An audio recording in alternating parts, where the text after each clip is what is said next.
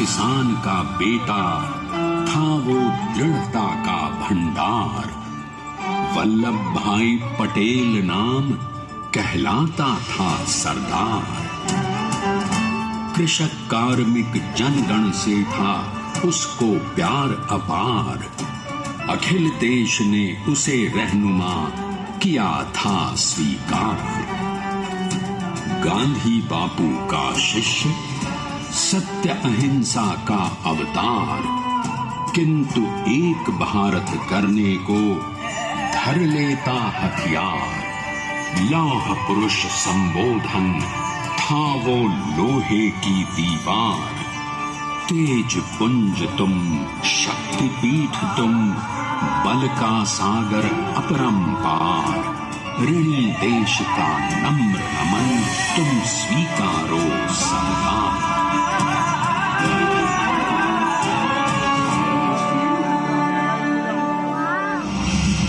1857 में अंग्रेजों को ललकारने वाले पहले स्वतंत्रता संग्राम के एक सक्रिय सिपाही थे झवेर भाई पटेल। करमसद गांव के इस बहादुर देशभक्त किसान और उनकी पत्नी लाडबाई के 5 बेटों और 1 बेटी में से चौथे पुत्र थे वल्लभ भाई। बालक वल्लभ ने करमसद के बाद नडियाद से अपनी हाई स्कूल की शिक्षा पूरी की। फिर 13 साल की उम्र में उनकी शादी भी हो गई, छोटी सी झवेरबाई से। 2 बच्चों, बेटी मणिबेन और बेटे डाया भाई को जन्म देने के बाद झवेरबाई असमय ही चल बसी। सदी बदलने और 20वीं सदी आने पर उनका जीवन भी एक चमत्कार की तरह बदला। प्लीडर का इम्तिहान पास करके वो वकालत करने लगे। पहले गोधरा, फिर आनंद और उसके बाद अहमदाबाद में। मगर जल्द ही वकालत छोड़कर वो बैरिस्टर बनने की इच्छा से इंग्लैंड चले गए। लंदन में बैरिस्ट्री में अव्वल आने और वजीफा जीतने वाले वो अनोखे भारतीय थे। अब तो अहमदाबाद की वरिष्ठ अदालत में बैरिस्टर पटेल की जिरह और जीतों की धूम मच गई।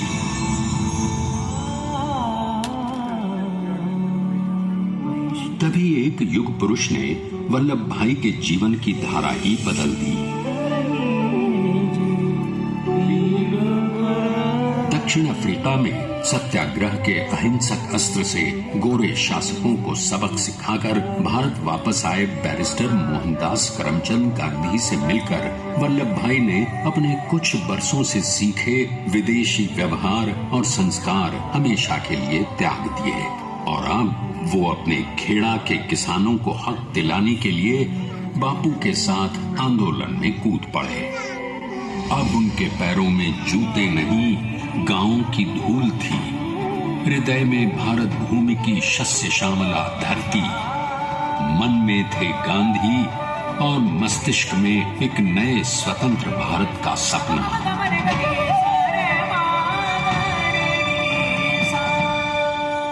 तभी बारडोली के मजबूर मजलूम किसानों की यातना का समाचार उनके पास पहुंचा। तुरंत वल्लभ भाई वहां पहुंचे और यूं शुरू हुआ भारत का सबसे बड़ा और सफल किसान आंदोलन बारडोली। वल्लभ भाई ने बारडोली के 87,000 किसानों को ऐसा अटल अडिग अचल मनोबल दिया कि अंग्रेजी सरकार हिल गई और 1 बरस के बाद उनका लगान माफ कर दिया गया।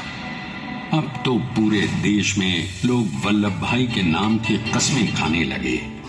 स्वयं महात्मा गांधी ने कहा, अब वल्लभ भाई मेरे शिष्य या साथी नहीं, सारे देश के सरदार हैं और देश को मिल गया एक अनोखा असरदार सरदार।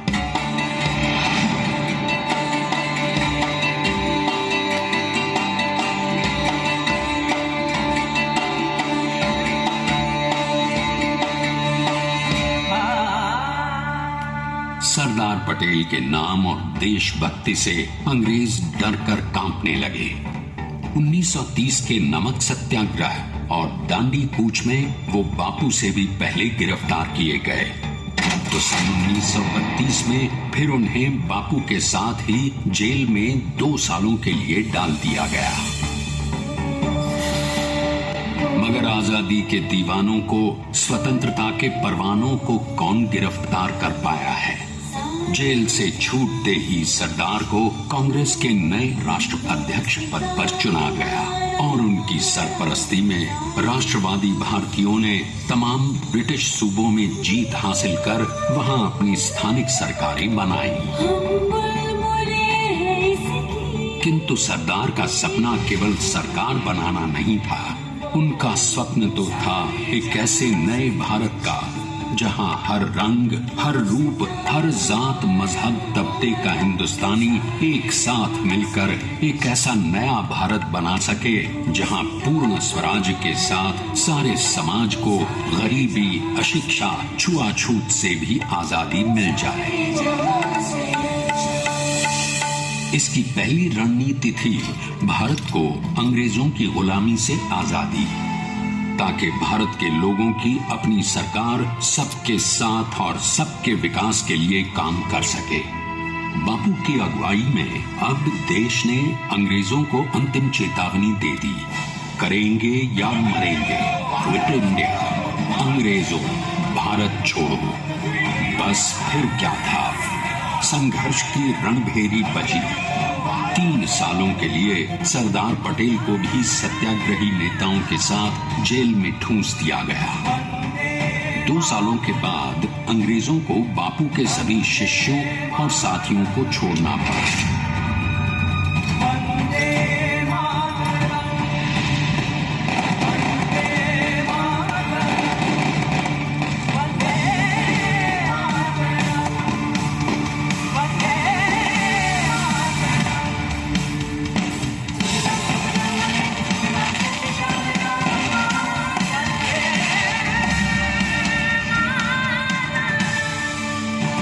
स्वतंत्रता के स्वप्न के सच होने के साथ अब सरदार पर कई एक नई जिम्मेदारियां थीं। आने वाली आजादी की तैयारी और एक नए भारत के लिए नए लोकतांत्रिक संविधान की संरचना। जैसा उनके साथी ने खुद कहा था, सरदार ने ही छेनी हथौड़ी लेकर एक नए भारत को उकेरा है।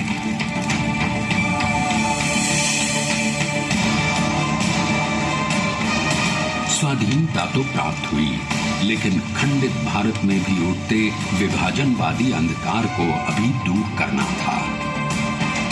जब देश के खंड खंड होने का भय उत्पन्न होने लगा, तो सरदार ने निर्भय होकर खुद अपनी केंद्र सरकार और साथियों को भी चुनौती दे डाली और जम्मू कश्मीर को बचाने के लिए सारे देश का आकाश वायुयानों से भर गया।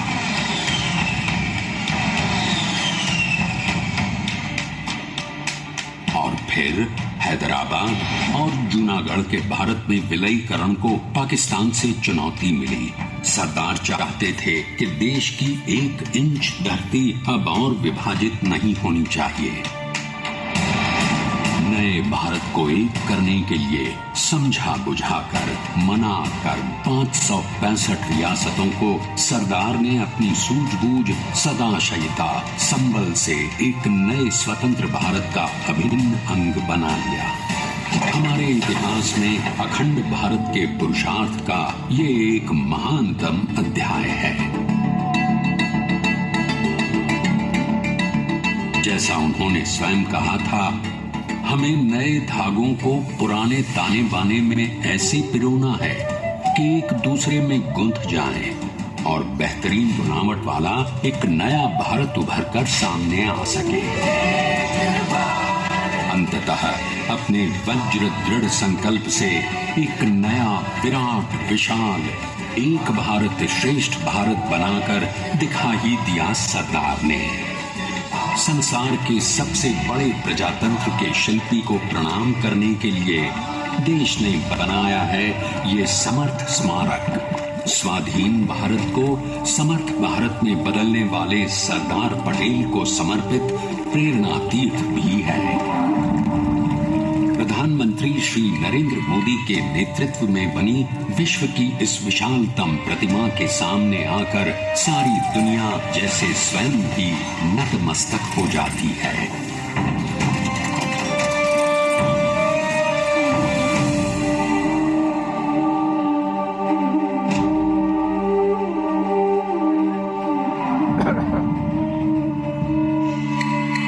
देश को बना गया वो अमित अटल, हरा सका उसे न कोई शत्रु दल।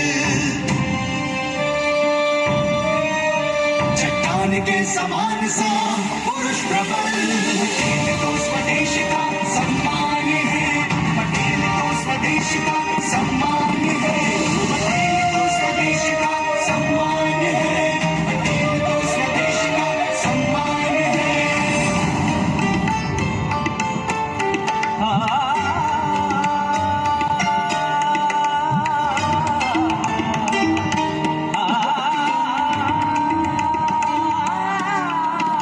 ऊंचाइयां आकाश को छुए हुए, गहराइयां समुद्र की लिए हुए, कदम अडिग जमीन पर जमे हुए, पटेल अपनी आन बान शान है, पटेल अपनी आन बान शान है, पटेल तो स्वदेश का सम्मान है, स्वदेश का स्वदेश का सम्मान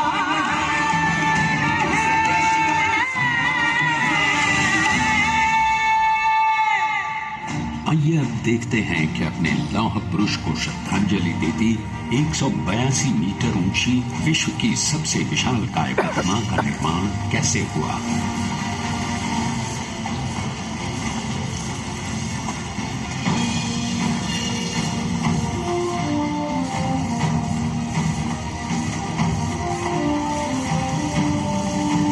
गगन चूमती इस अद्वितीय अभूतपूर्व प्रतिमा को बनाने के लिए सबसे पहले नदी पर 4,500 क्यूबिक मीटर का राफ्ट बना और फिर सीधा 600 फीट का कंक्रीट का कोर बनाया गया।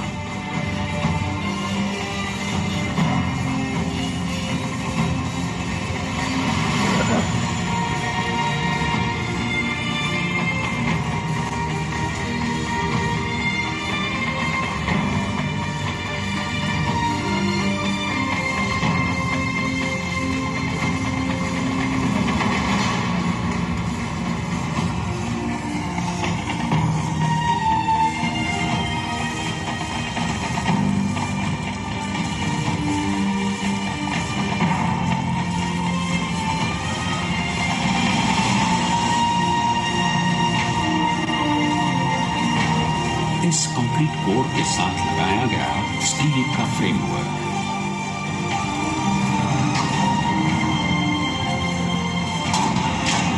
और इस फ्रेमिंग पर 6,500 ब्रॉन्ज के पीसेस लगाए गए।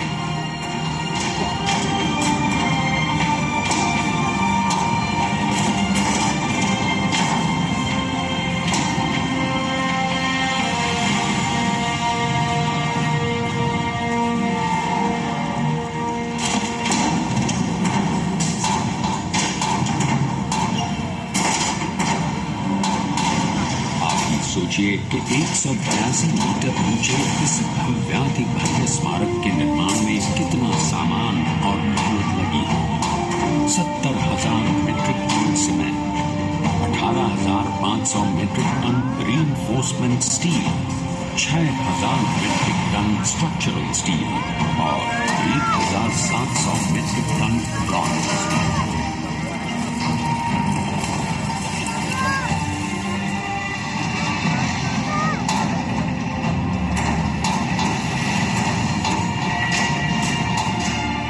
स्टैच्यू ऑफ यूनिटी आज एक वर्ल्ड आइकॉन है और इसे मुमकिन बनाने में एक सेकंड भी ब्रेक लिए बिना देश भर की टीम्स ने 24/7 काम किया।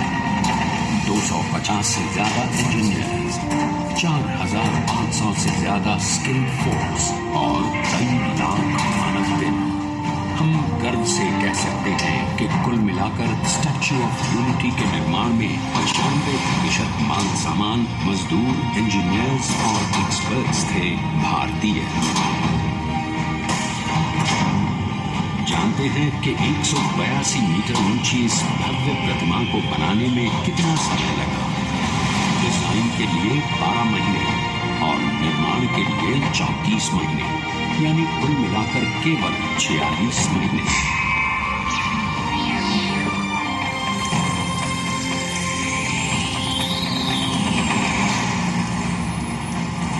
और इसी तरह बनी देश के शिल्पकार की एक अनोखी, अद्वितीय, विशाल प्रतिमा, जो सिर्फ आज ही नहीं बल्कि आने वाले न जाने कितने सालों तक यूं ही चमचमाती रहेगी।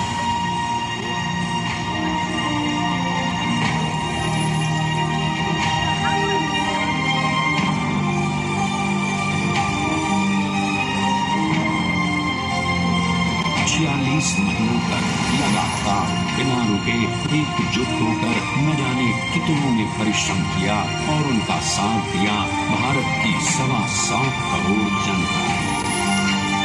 और तभी मुमकिन हो पाया एक ऐतिहासिक निर्माण जो आज कहलाता है भारत की नई पहचान। स्टैच्यू ऑफ यूनिटी, विश्व की सबसे ऊंची प्रतिमा।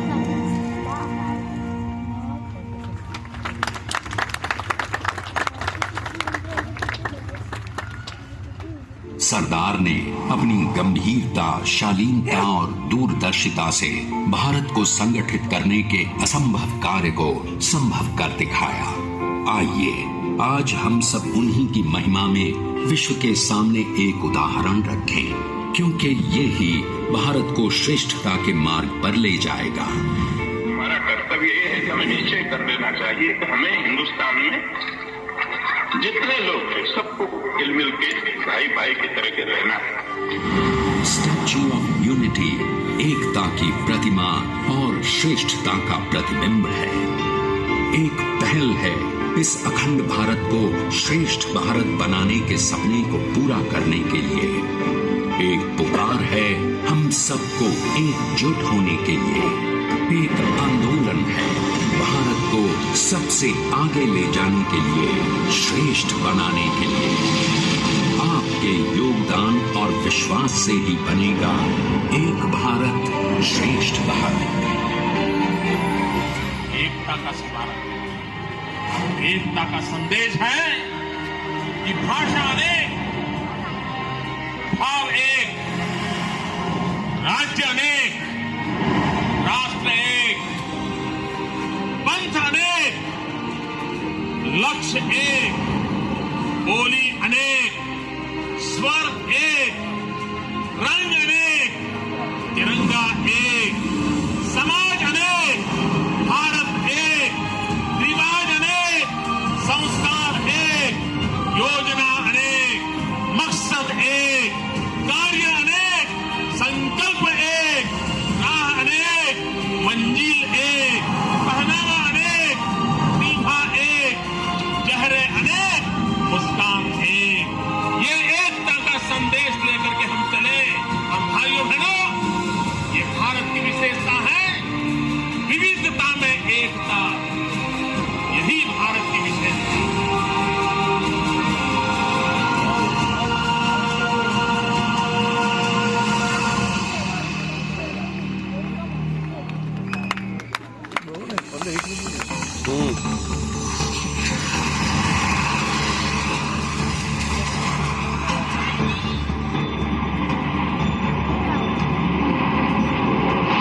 Please stand up for the national anthem.